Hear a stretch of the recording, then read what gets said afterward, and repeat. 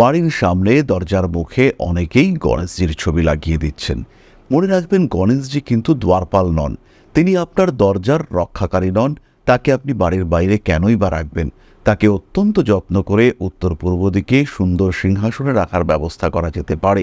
তাকে আপনি বাড়ির বাইরে বসিয়ে রেখেছেন, তার ফলে কিন্তু প্রতিবেশীদের উপকার হচ্ছে, আর আপনার বাড়ির সুখ, সমৃদ্ধি এবং সিদ্ধি সেটা কিন্তু ক্রমাগত নষ্ট হচ্ছে। তাই বাড়ির সামনে যারা গণেশজি কিংবা লক্ষ্মী গণেশজির একত্র ছবি রাখবার পরিকল্পনা করছেন, তাদের এই পরিকল্পনা পরিবর্তন করতে হবে। দরজার উপরে অনেকেই খোদাই করে, কাঠের মধ্যে খোদাই করে তিনি গণেশের মূর্তি তৈরি করেছেন।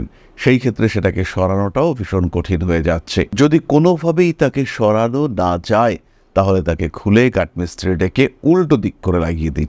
অর্থাৎ যে দিকটা প্লেন রয়েছে সেদিকটা বাইরের দিকে থাক, এবং যেদিকে গণেশজির মূর্তি রয়েছে সেটা আপনার ঘরের দিকে থাক। তবে উত্তর পূর্ব দিক ছাড়া গণেশজিকে কিন্তু খুব একটা বসানো সুখদায়ক নয়।